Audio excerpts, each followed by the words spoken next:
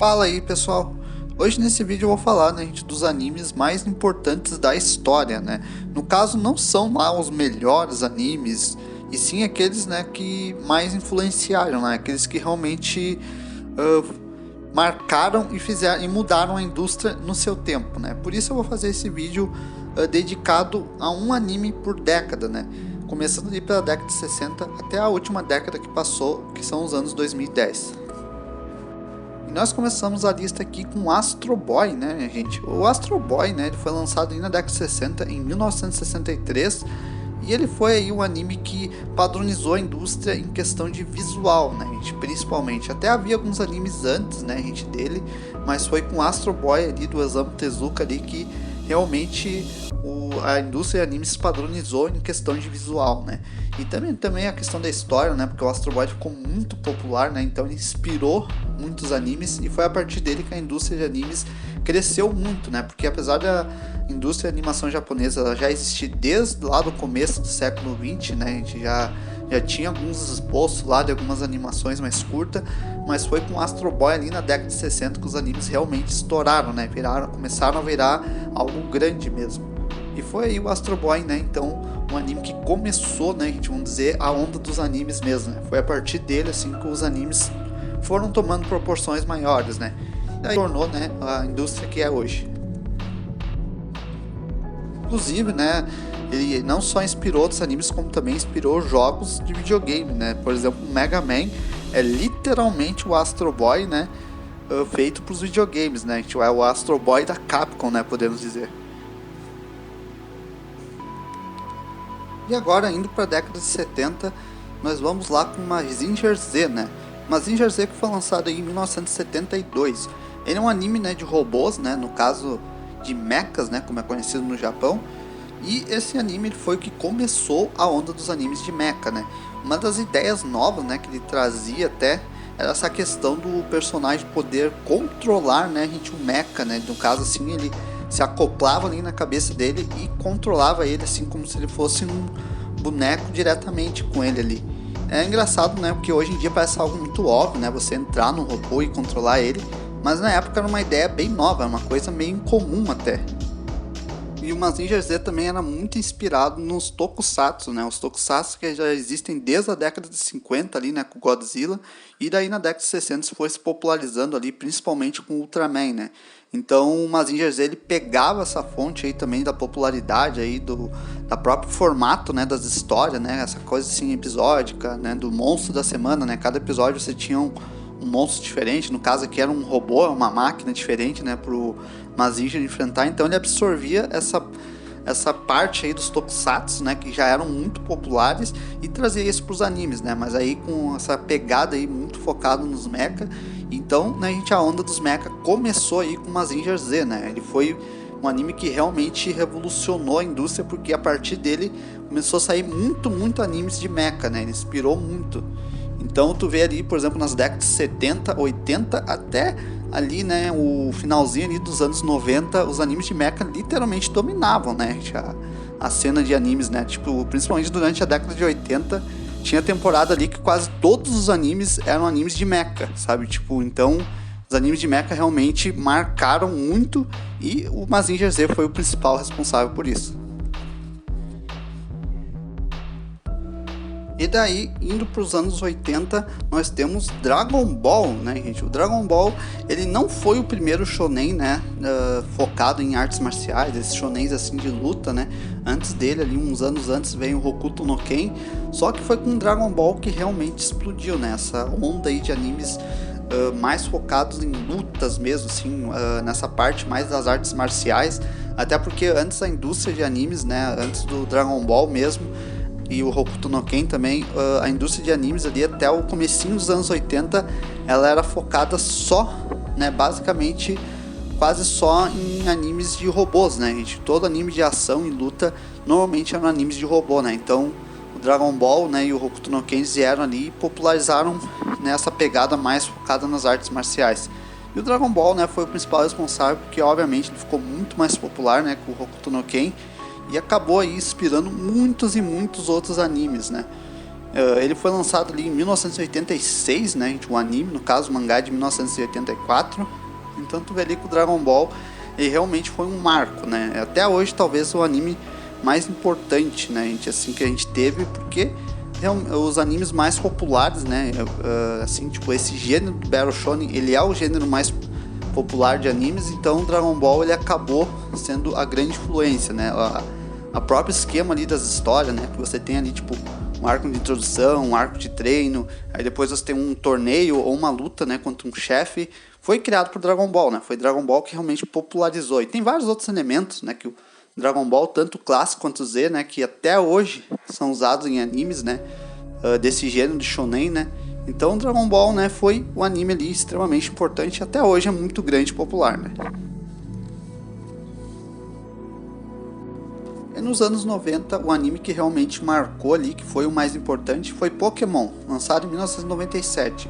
O Pokémon, ele é baseado ali, né, no jogo de videogame, né, que foi lançado em 1996, e daí o anime saiu em 1997. E o anime realmente explodiu, né, ele ficou muito popular e realmente mudou a indústria, né, a forma que a indústria de animes funcionava, porque o Pokémon ele veio com essa pegada de colecionismo, né, assim, de você colecionar bichinhos, de você vender, né, vários merchan, né, por cima disso, né, vários produtos, né, por cima.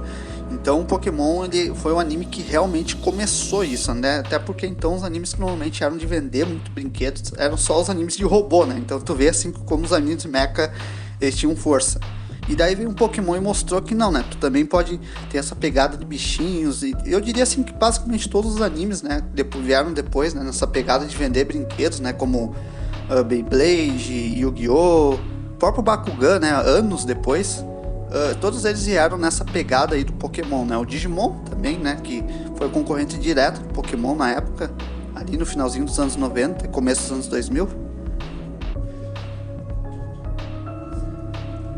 Tanto vê aí, né, como o Pokémon ele foi realmente importante, até hoje, né, cara, basicamente quase todo desenho focado muito no público infantil, né, no público mais novo, normalmente é um desenho para vender brinquedo. E quem realmente começou essa onda, né, de animes para vender brinquedos e bichinhos foi Pokémon, né? Não é à toa que até hoje o Pokémon ele é muito grande, é muito popular e é a franquia mais lucrativa que existe, né? Das franquias assim, de entretenimento, Pokémon é a maior do mundo.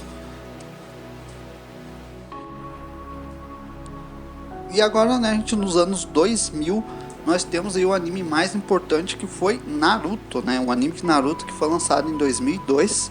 O mangá, no caso, foi lançado ali no finalzinho dos anos 90, mas o anime mesmo foi lançado em 2002. E Naruto, ele veio ali naquela onda ali, né, do Dragon Ball mesmo, né? O Dragon Ball fez muito sucesso lá nos anos 80 e foi a partir dos anos 90 que vários animes shonen de luta começaram a vir com a pegada se inspirando muito em Dragon Ball, né? Pegando muitos elementos de Dragon Ball, e Naruto foi um desses, né? Mas no caso Naruto ele já veio ali no comecinho dos anos 2000. E o Naruto, né, gente, no caso ele pegava essa forma no Dragon Ball, mas ele fazia diferente, né? Ele pegava as mesmas ideias, mas ele executava de forma diferente, né? A própria pegada no anime, enquanto o Dragon Ball era muito mais focado no mundo, né?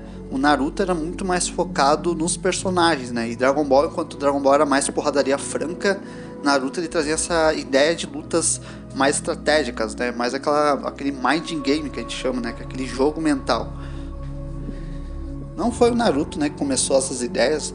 Já tinha lá o Yu Yu Hakusho, Hunter x Hunter que veio um pouquinho antes do Naruto ali, né? Mais ou menos na mesma época ali.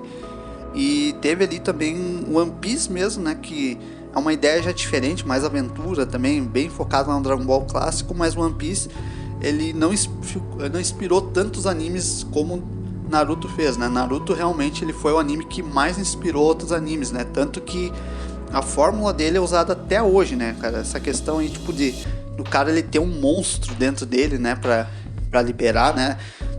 Quase todo Battle Shonen hoje em dia usa isso, né? E vários outros elementos, né, gente, dos poderes ali, né, gente, a temática ninja mesmo, foi muito popularizado por Naruto, né? Tanto ver ali que Naruto ele foi muito importante e ele foi um marco, né, gente? Ele é assim como, por exemplo, o próprio Dragon Ball, né, cara? As pessoas que assistiram Dragon Ball elas são assim, né? Minha vida, ela basicamente ela tem o antes e o depois do Dragon Ball. E Naruto fez isso com muita gente, né? A Naruto ele mudou a vida de muita gente e ele foi aí muito importante, sem sombra de dúvidas, o anime mais importante aí dos anos 2000, né? O que mais inspirou outros animes ali pra frente. E por último, indo para os animes, né, ali dos anos de 2010, nós temos Sword Art Online, né? Que foi o anime mais importante aí, né, dos anos dessa década passada. Ele foi lançado em 2012, a Light Novel no caso, né, ela é mais antiga, né? Ele é baseado numa Light Novel que foi lançado nos anos 2000, mas foi em 2012 com o anime que realmente Sword Art Online ficou grande. E até hoje, né, o Sword Art Online ele foi um anime que começou a onda dos isekais, né, gente? Por mais que ele não seja exatamente, né, ele tenha mais ou menos a ideia do isekai, né, mas os isekais eles fizeram um pouco diferente, né, porque ele é no mundo virtual, no caso. Mas o Sword Art Online ele criou muitas dessas fórmulas, né? Você vê o próprio protagonista, né? A gente tem um monte de anime aí que tem um protagonista igual ao Kirito, né? Essa pegada aí também de harém, é aquela coisa, o Sword Art Online não criou tudo isso do zero, mas foi ele que popularizou, né? Foi depois dele que realmente essa onda, né, de animes onde o personagem vai pro outro mundo, né, gente, no caso, realmente se popularizou, né? E tem essa pegada, né, do harém, da ação, essa partezinha do romance que muitos e muitos isekais absorveram, né? E tem a própria questão também que o Sword Art Online foi muito importante pro mercado de light novels, né, gente? O mercado, os animes baseados em light novels já existiam, né, antes do Sword Art Online, mas depois do Sword Art Online, tipo, muitos e muitas light novels começaram a ser adaptadas em animes, né?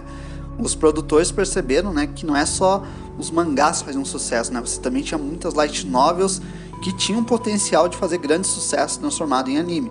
E realmente deu certo, né, cara? Até hoje aí tem temporada aí que às vezes tu tem mais animes baseados em light novels do que animes baseados em mangás, né, por exemplo. Então tu vê que as light novels elas tiveram um boom aí por conta de Sword Art Online principalmente.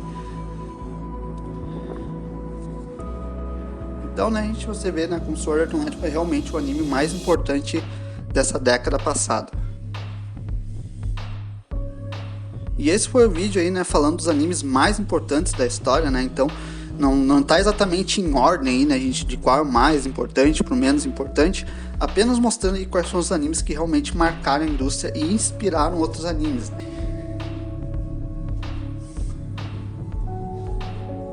Então, né, se gostou do vídeo, deixa o like e se inscreva. Eu vou ficando por aqui. Até mais. Valeu!